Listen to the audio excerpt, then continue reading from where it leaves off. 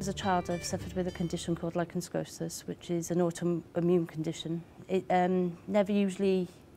I'm a very rare case in Wales. There's only a few of us. And unfortunately, there's a 2% chance of getting cancer, and I got the cancer as well. I had partial chemo treatment. Then I went on to have a hysterectomy, and I've had 12 surgeries pretty much since 2007, which has been...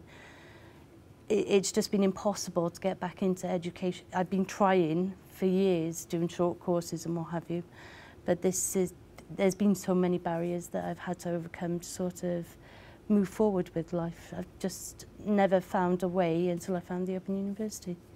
She's a single parent of 5 children, of which 4 of them have disabilities. So she's an inspiration to single parents, showing them that you can still study. Look at me, I'm in my 2nd year of a degree. But I'd like to work in criminal psychology, working with youth justice. That's why I'm doing the counselling foundation degree and the BA honours in criminal psychology.